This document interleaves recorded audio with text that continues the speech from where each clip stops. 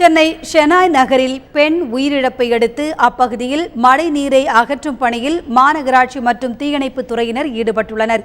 இது குறித்த கூடுதல் தகவல்களை தருகிறார் செய்தியாளர் கோகுல்.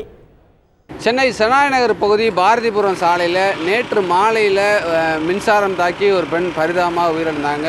உயிரிழந்த அந்த பெண்ணினுடைய பெயர் செண்பகாதேவி. இவங்க சென்னை மாநகராட்சியுடைய துப்புரவு ஒப்பந்த தொழிலாளியாக பணிபுரிறாங்க. நேற்று வழக்கம் போல் அந்த செண்பகாதேவி என்ற பெண் பணி முடித்துவிட்டு வீட்டுக்கு திரும்பும்போது இந்த பாரதிபுரம் சாலை அருகே வரும்போது அந்த தெருவில் தண்ணி கிடந்திருக்கு. அந்த தண்ணியை நீங்கள் நேரடியாக தேங்கியிருக்கக்கூடிய காட்சிகளை பார்க்குறீங்க. அந்த சாலையில் வரும்போது தடுமாறி விழுந்த அந்த பெண் அருகில் இருக்கக்கூடிய மின்கம்பத்தை பிடிக்கும்போது மின்சாரம் தாக்கி பரிதாபமாக அந்த பெண் உயிரிழந்திருக்காங்க. தற்பொழுது உயிரிழந்த பெண்ணுடைய உடல் சென்னை கீழ்ப்பாக்கம் அரசு பொது மருத்துவமனையில் உடற்கூறு பரிசோதனைக்காக வைக்கப்பட்டுள்ளது.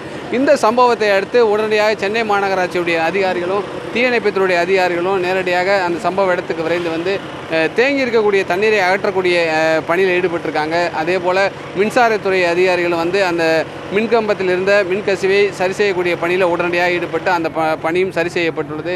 தற்பொழுது நேரடியாக மாநகராட்சி அதிகாரிகளும் தீயணைப்புத்துறையுடைய வண்டி இங்கே இருக்கக்கூடிய தண்ணீரை அகற்றக்கூடிய காட்சிகள் தான் நீங்கள் நேரடியாக பார்க்குறீங்க. இந்த தண்ணீரில் கழிவுநீர் கலந்து வருவதாக பொதுமக்கள் குற்றம் சாட்டுறாங்க. ஆகவே இது துர்நாற்றம் இந்த பகுதியில் ஏற்படுவதாகவும் நோய் தொற்று பரவக்கூடிய அபாயம் இருப்பதாகவும் பொதுமக்கள் தரப்பில் கருதப்படுகிறது. ஆகவே தேங்கி இருக்கக்கூடிய அந்த தண்ணீரை உடனடியாக அகற்றக்கூடிய பணியில் அதிகாரிகள் ஈடுபட வேண்டும் என பொதுமக்கள் தரப்பில் வலியுறுத்தப்படுகிறது.